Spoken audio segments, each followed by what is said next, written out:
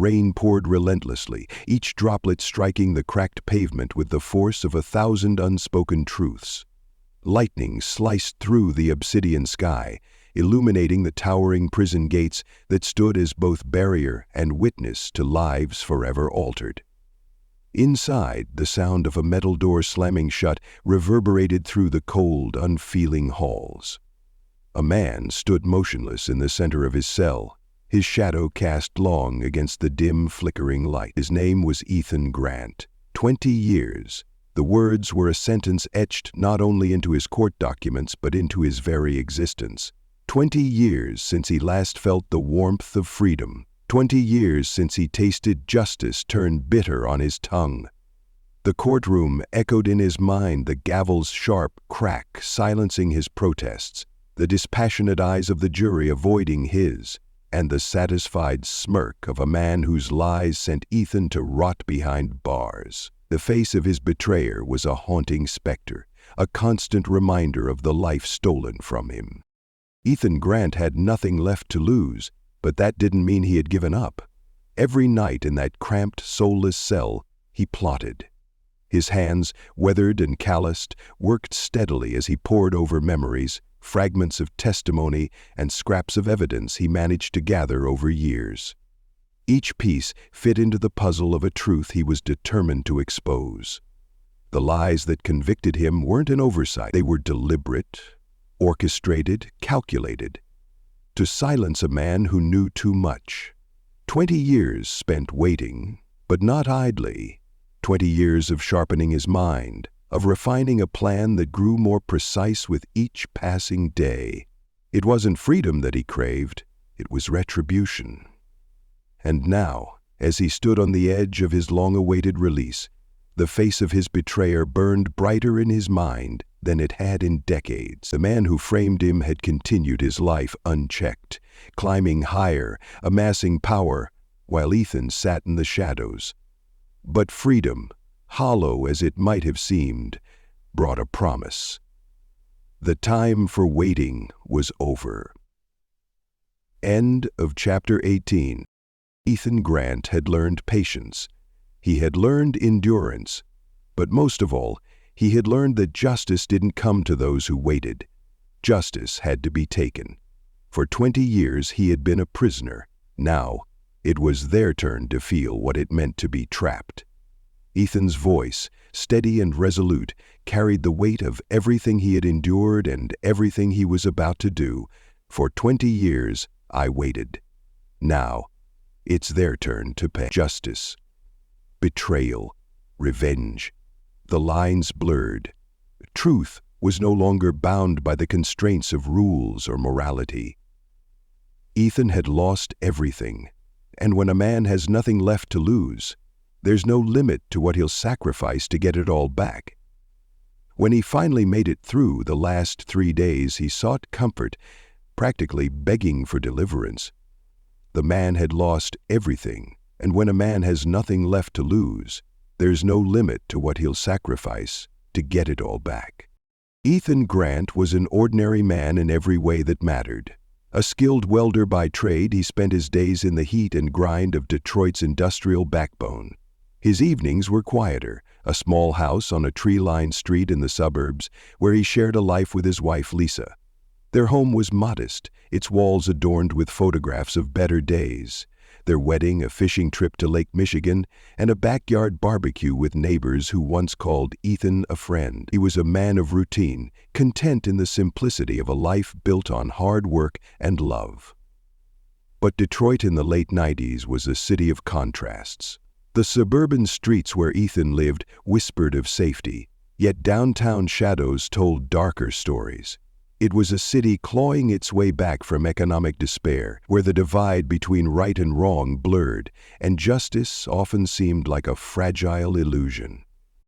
Among the chaos was Detective Samuel Cross, a name that struck fear and admiration in equal measure. Cross was a legend in the Detroit PD, his conviction rate unmatched, his methods the stuff of whispered rumors in the precinct locker rooms. To the public he was a hero, the man who brought justice to grieving families. But to those who looked closer, Cross was a man with secrets. He had a talent for bending the system, for weaving narratives so airtight that questions rarely followed. When two teenage girls, Sophie Lane and Chloe Davis, vanished one rainy afternoon, Detroit descended into panic. Best friends since childhood, they were last seen walking home from school, their laughter still echoing in the memories of those who passed them on Maple Street. 2 days later, their bodies were discovered in a wooded area near an abandoned factory. The scene was brutal evidence of a struggle, lives cut short with cruelty that defied understanding. Their deaths shook the community to its core. Candlelight vigils lit up the night as parents clutched their children tighter. The city demanded answers, and the pressure on law enforcement was immediate and unforgiving. Samuel Cross was assigned to the case, his reputation preceding him. The public's confidence in Cross was absolute.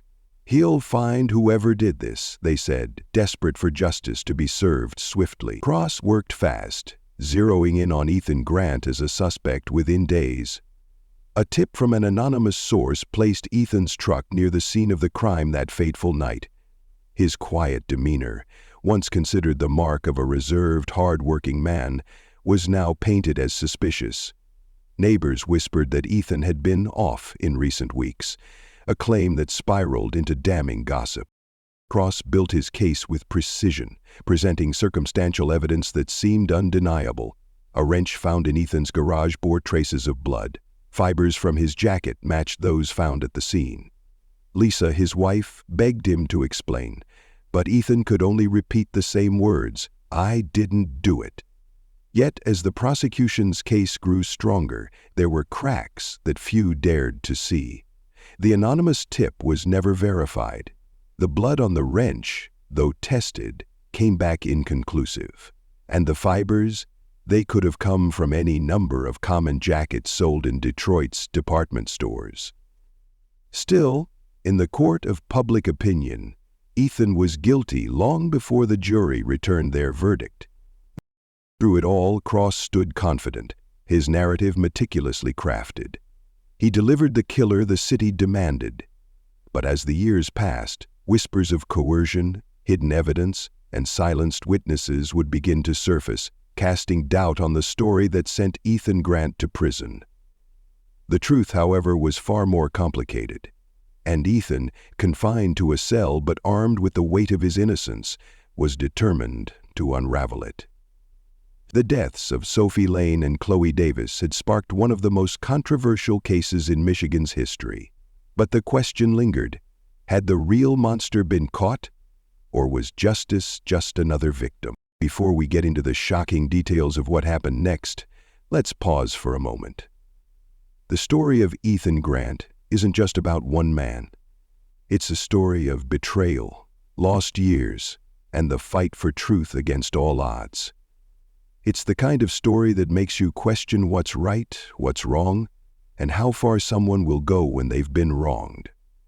If you're already hooked by this twist of fate, make sure to hit that like button to show your support. And if you want to see how this story unfolds, don't forget to subscribe so you won't miss any of the suspense or drama that's still to come. Share your thoughts with us in the comments below. We want to know what you think. Could Ethan have been framed? What's your take on the Detective Cross? Let's talk about it. Now let's dive into the crime that started it all. On the evening of September 14, 1995, the skies over Detroit churned with heavy clouds, rain battering the streets in relentless sheets. Sophie Lane and Chloe Davis, best friends since grade school, were walking home together from their after-school volunteer program at the local library. They had laughed their way through the afternoon, Sophie teasing Chloe about the boy who kept sneaking glances at her during class. By 6 p.m., the storm was intensifying. As the rain soaked through their jackets, Chloe pulled out her watch and frowned. They were running late. It was then that a car slowed down beside them at the intersection of Maple Street and Grant Avenue. Witnesses later described the vehicle as a dark pickup truck, its headlights cutting through the downpour. The driver, though hard to make out through the girls. At 6:19 p.m., Grainy security footage from a nearby gas station captured Sophie and Chloe climbing into the passenger's side of the truck. That footage would become the last recorded sighting of them alive. The next 48 hours were a frenzy of frantic phone calls and desperate searches. Flyers with the girls' smiling faces were plastered across telephone poles and shop windows. Their families begged for information, pleading on the evening news for anyone who had seen the girls to come forward. Then came the discovery that would change everything. On September 16, their bodies were found in an abandoned storage facility on the outskirts of the city. The structure, long forgotten and overtaken by weeds, stood like a ghost of Detroit's industrial past. Inside, the scene was one of unimaginable horror. The bodies lay just feet apart, evidence of a violent struggle etched into the dirt floor.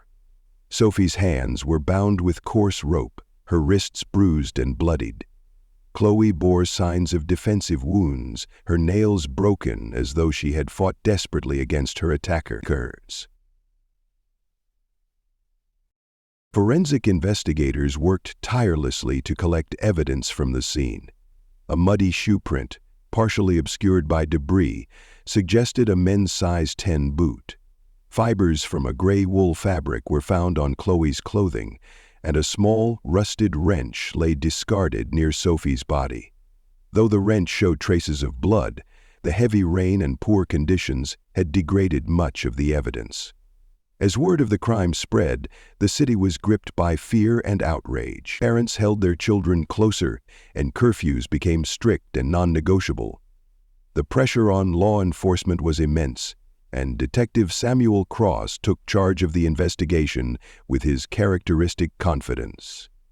The security footage became a key piece of evidence, though its poor quality left much to interpretation. Cross claimed the truck bore a striking resemblance to Ethan Grant's vehicle. Witnesses described a man with a build similar to Ethan's, though none could provide a definitive identification. The fibers, shoe print, and wrench became the cornerstones of the case against him. Yet the details surrounding that night raised as many questions as they answered. The storage facility was miles from Ethan's usual routes. No motive was ever established. And while the fibers matched a jacket Ethan owned, similar jackets were common in Detroit's working-class neighborhoods. Despite the lack of concrete evidence, the narrative was powerful. 2 innocent girls, brutally murdered. A man with circumstantial ties to the scene. A city desperate for closure.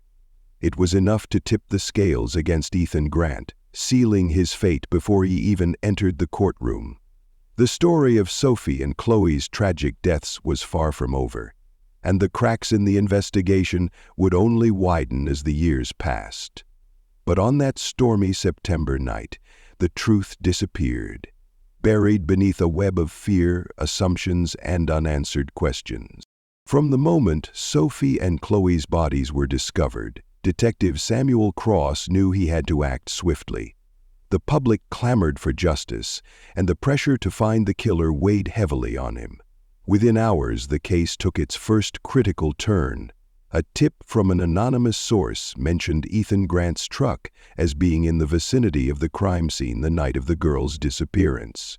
It wasn't much, but it was enough to give Cross a direction. Despite the minimal evidence, Cross honed in on Ethan Grant as the primary suspect, his focus unwavering. Ethan had always been a quiet man, a loner in the quiet suburbs of Detroit.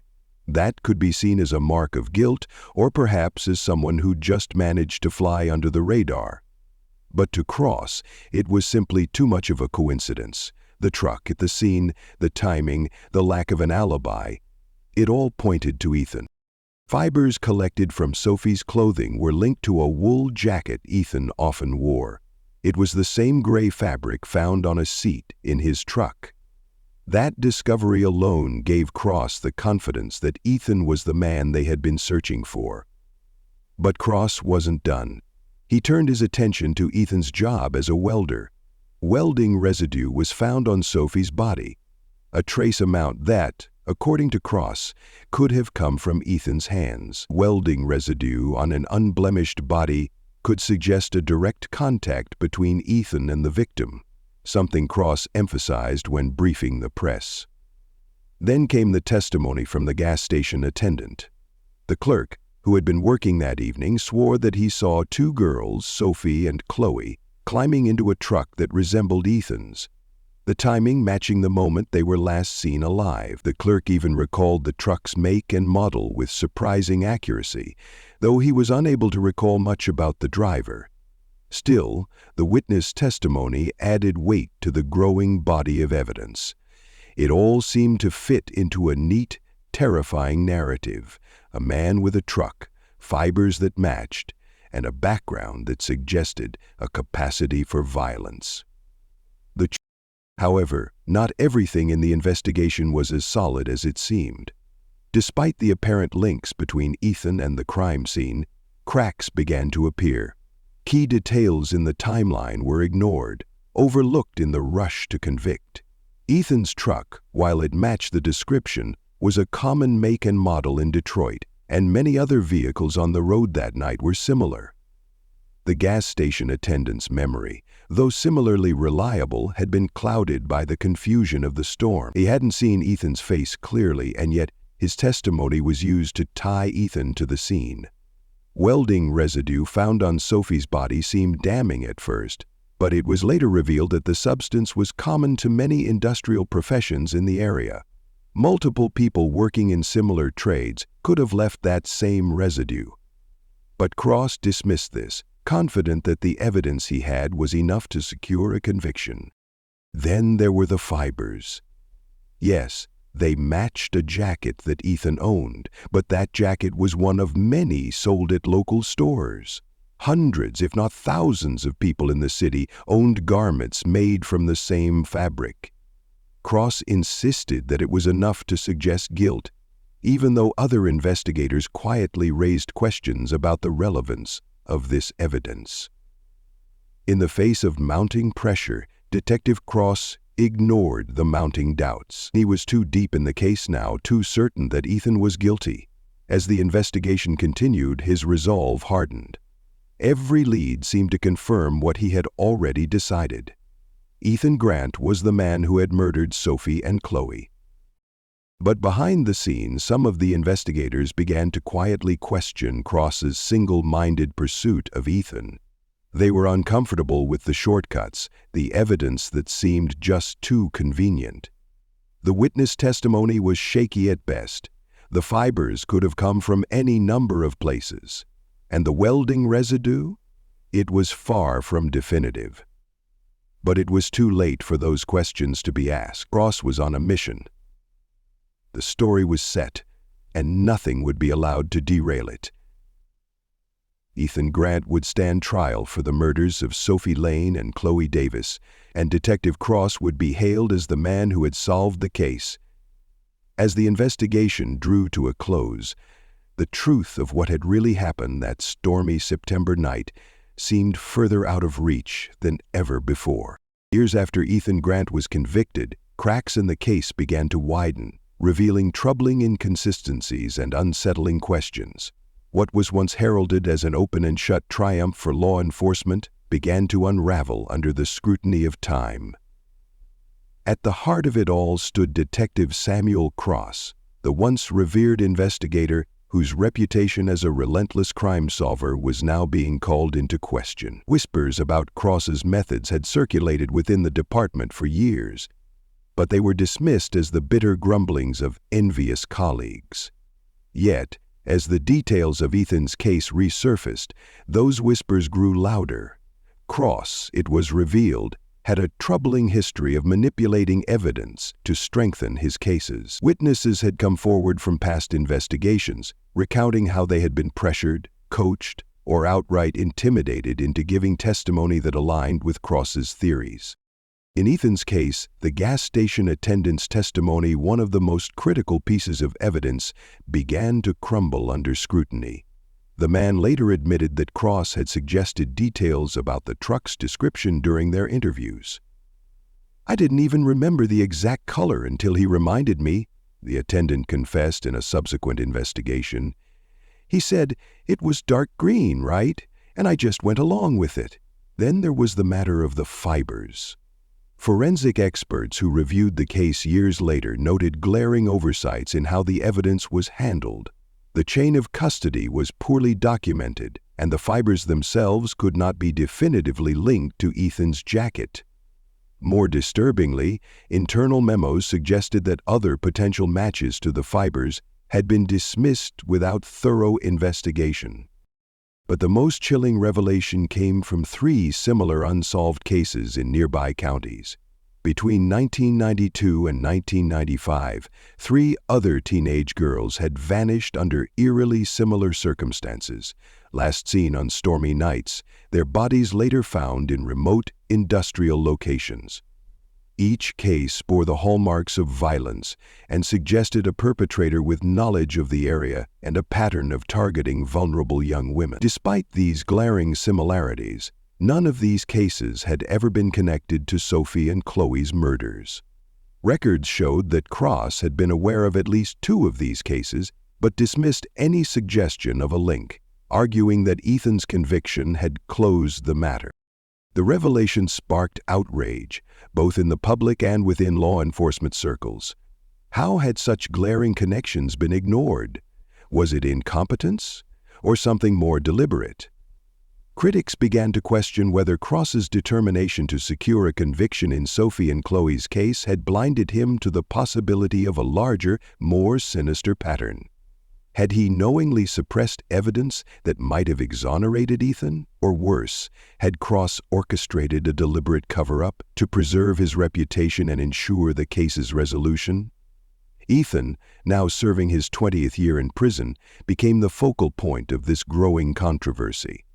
Advocacy groups and legal experts began calling for a review of his conviction, demanding answers to questions that should have been asked years ago. As the case reopened under the harsh light of public scrutiny, one question lingered, casting a shadow over every revelation.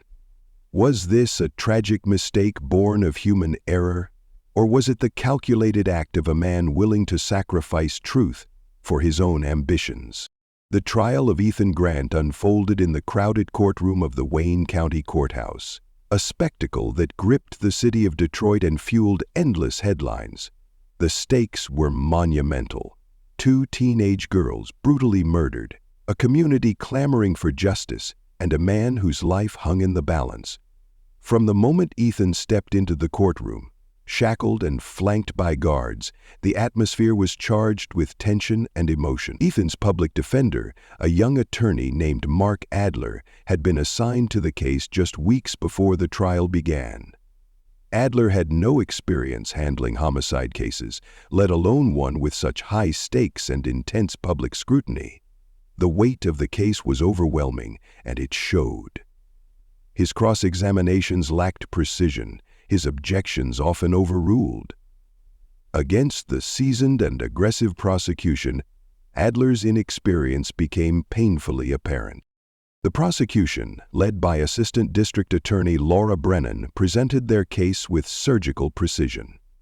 Brennan's opening statement painted Ethan as a cold, calculating predator who had used his knowledge of the city's industrial outskirts to commit the heinous crime. Means he stolen a secret firestone. Brennan pressed him to confirm the details, and though his recollections seemed certain, his confidence wavered slightly under cross-examination. Adler attempted to challenge the reliability of the witness, pointing out inconsistencies in his earlier statements and the stormy conditions that night. But the damage was done. To the jury, the attendant's account seemed genuine enough to place Ethan near the scene. Other witnesses were called to bolster the prosecution's narrative. A forensics expert testified that fibers found on Chloe Davis's clothing matched a wool jacket owned by Ethan. Though Adler argued that the fibers were too common to be conclusive, the jury appeared unmoved. A police investigator described how welding residue, consistent with Ethan's profession, was found at the crime scene. Again, Adler raised questions about the residue's ubiquity in industrial areas like Detroit, but his arguments lacked the force needed to sway the jury. Ethan himself took the stand, against Adler's advice. He sat stiffly, his hands gripping the edges of the witness stand as he recounted his version of events. He insisted he had nothing to do with the murders, that he was home with his wife on the night in question. His voice cracked as he pleaded with the jury to believe him, but Brennan's cross-examination was merciless. She highlighted every inconsistency in his timeline, every lapse in his memory, and painted him as a desperate man grasping at straws. As the trial drew to a close, Adler delivered a shaky closing argument. He spoke of reasonable doubt, of how the evidence was circumstantial and the witness testimony unreliable. He pointed to Ethan's clean record, his years of hard work, and the lack of motive. But the prosecution's narrative had been too compelling, too neatly tied together for Adler's words to resonate.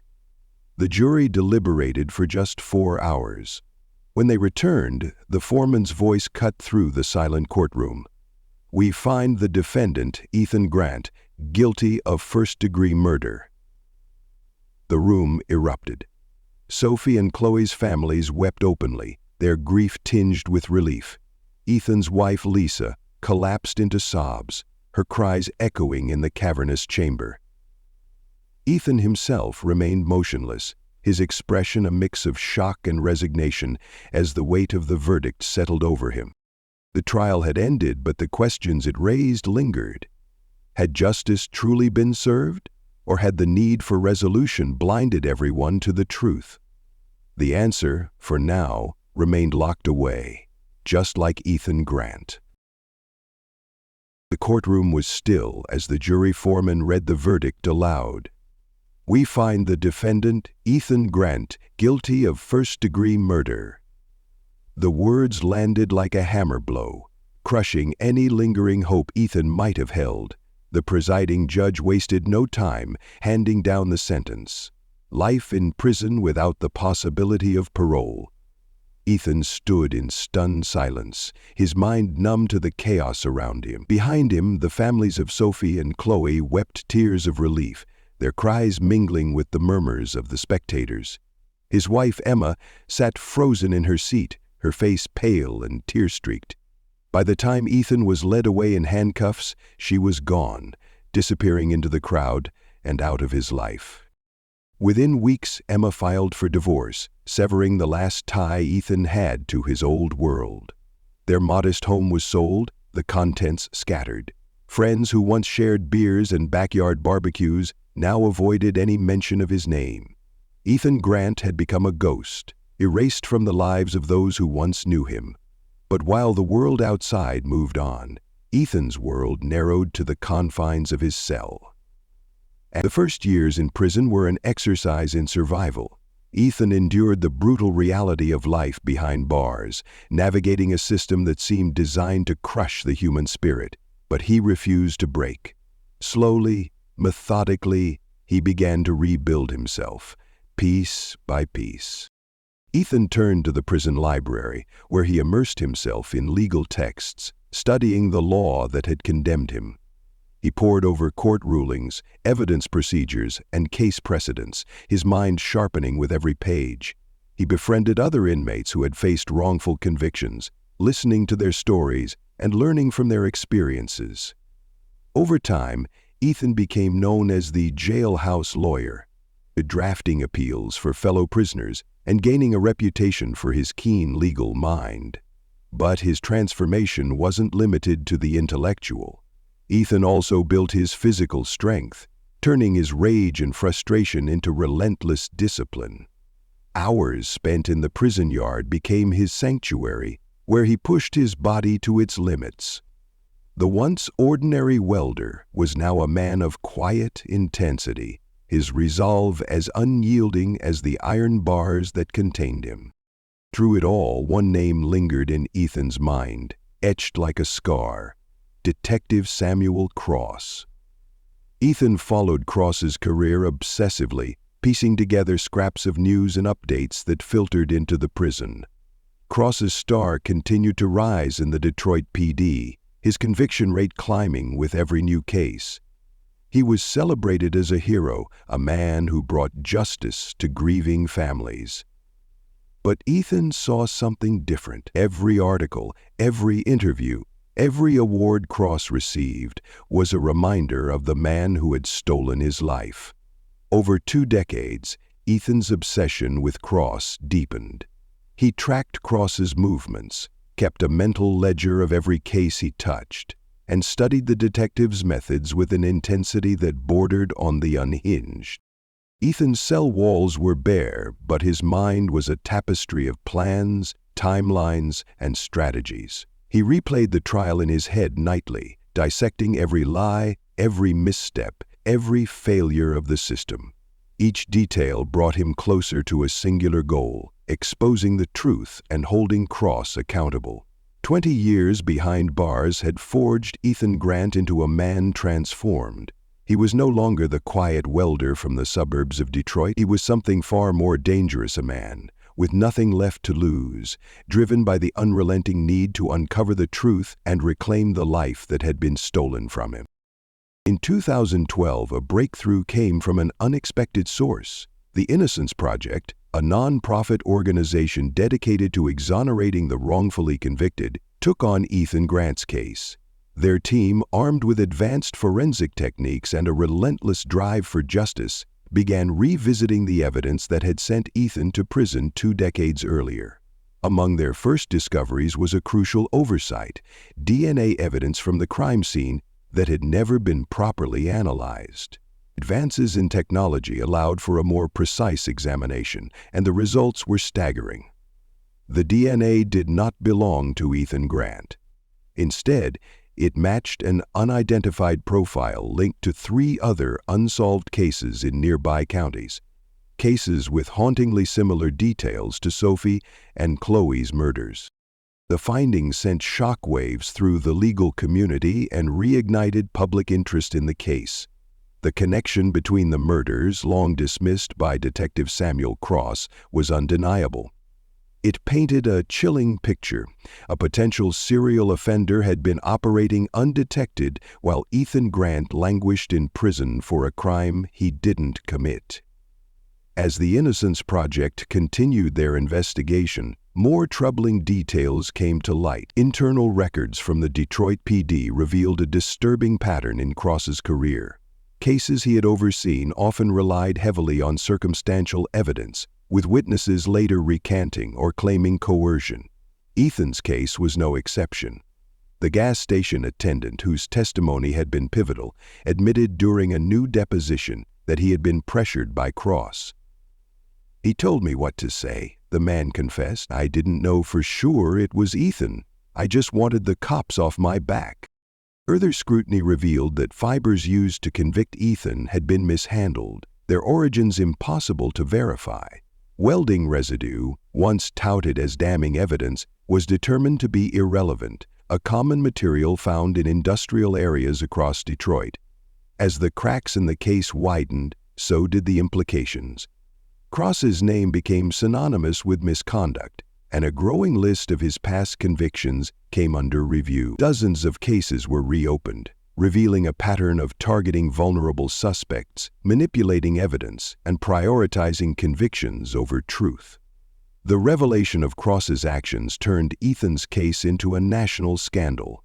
News outlets chronicled every development, casting Ethan as both a victim of injustice and a symbol of the flaws in the criminal justice system. Finally, in late 2012, Ethan's conviction was overturned. After 20 long years, he walked out of the Wayne County Correctional Facility a free man. Cameras flashed, reporters shouted questions, and supporters cheered as Ethan stepped into the sunlight, his face a mix of exhaustion and quiet determination. But freedom wasn't the end of the story. For Ethan, it was only the beginning. The world he returned to was unrecognizable. His wife, Emma, had long since moved on. His home, his friends, his career, everything was gone, leaving him adrift in a life that no longer felt like his own. But if the world expected him to start anew, they were mistaken. Ethan's years in prison had not been spent in vain. Every moment of his incarceration had prepared him for this day. His mission wasn't to move on, it was to finish what he had started. Cross was still out there, his legacy tarnished but his freedom intact.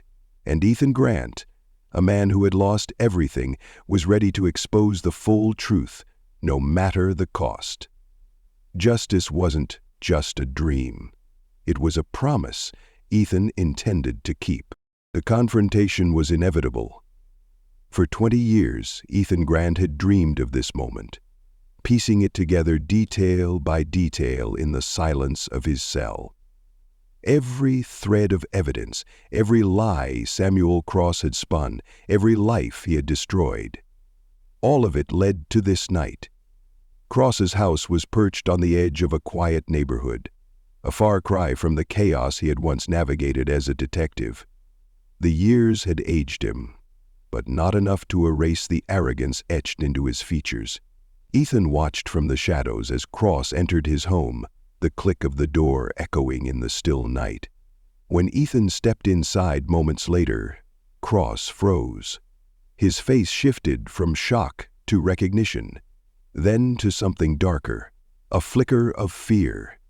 "Ethan Grant," Cross said, his voice low, steady, but strained. "You've got some nerve showing up here." Ethan didn't respond immediately. He set the thick folder he was carrying on Cross's polished oak desk. Inside were photographs, documents, and files, the culmination of years of research and the work of the Innocence Project, evidence of Cross's corruption, his manipulation of witnesses, and his deliberate framing of innocent people. "You stole 20 years from me," Ethan said, his voice calm but laced with an intensity that made Cross shift uncomfortably in his chair. "You didn't care about the truth. You cared about your conviction rate, about your reputation, and because of you, the real killer went free." Cross leaned back, attempting to regain control of the situation. "You don't know what you're talking about," he said, though his voice lacked conviction. Ethan reached into the folder and pulled out a photograph of Sophie Lane and Chloe Davis, their smiles frozen in time. He placed it on the desk, then added another crime scene photo from one of the unsolved murders in the neighboring county. "Their blood is on your hands," Ethan said, his eyes locked on Cross. Cross's composure began to crack. He reached for a drink, but his hand trembled as he brought the glass to his lips. "What do you want from me, Grant?" he asked. "Justice," Ethan replied. The confrontation grew more heated, years of anger and guilt colliding in the small room. Ethan laid out the evidence, piece by piece, dismantling every lie Cross had built his career on. The former detective's attempts to defend himself grew weaker with each revelation. The DNA, the coarse testimony, the fibers that had been nothing more than convenient fabrications. It was all there, undeniable. "You ruined lives," Ethan said, his voice rising for the first time. "You let a killer go free to protect yourself." Cross's mask of confidence shattered. For the first time he looked vulnerable, cornered by the weight of his own sins. "I was doing my job," he muttered weakly, though even he seemed unconvinced by the words. Ethan stood, towering over the man who had stolen so much from him. "No," he said firmly. "You weren't doing your job. You were playing God." He reached into the folder one last time and pulled out a final item, a photograph of Cross himself, taken at an awards ceremony years ago, smiling and shaking hands with city officials. Ethan placed it next to the photos of the victims and the evidence, completing the tableau. "You'll live with this," Ethan said, stepping back. "Every time you sit at this desk, you'll see their faces. You'll remember what you did. And if you think this ends here, you're wrong. The world will know who you are." With that, Ethan turned and walked away, leaving Cross alone in the dimly lit room. The detective sat frozen, staring at the photographs and files spread across the desk, the weight of his actions finally crashing down on him. As Ethan disappeared into the night, the image remained, Cross, hunched over his desk, the faces of Sophie Lane and Chloe Davis staring back at him, surrounded by the damning evidence of his crimes. Justice had been delivered. but the haunting reminder of his deeds would stay with Cross forever. Ethan Grant's story is one that forces us to confront uncomfortable truths about justice, morality, and the human capacity for endurance. For 20 years, Ethan fought a system that had failed him, endured unimaginable loss, and emerged a changed man. But his actions after his release raise complex questions that have no easy answers. Was Ethan a hero, taking a stand against corruption and exposing the flaws of a broken system? Or was he a vigilante, consumed by vengeance and willing to operate outside the bounds of the law? Did the justice system fail only Ethan, or did it fail Sophie Lane and Chloe Davis as well, by allowing the real killer to escape accountability for so long? Detective Samuel Cross's legacy remains equally divisive. Was he a product of the system's pressure to deliver results at all costs, or was he a man who chose his own ambition over the truth? And how many others, like Ethan, have been wrongfully convicted because of similar patterns of misconduct? These are questions that demand to be asked. But they are questions that demand to be asked. Ethan's story is not just about a man's fight for redemption. It is a mirror held up to a society that must grapple with its own imperfections. We want to hear your thoughts. What do you think about Ethan's journey? Was his pursuit of justice justified? Could the system have done more to prevent such a tragedy? Let me know what you think in the comments below. If you found this story interesting, please like the video and subscribe for more true crime stories. Together, we can look into these important stories and uncover the truth.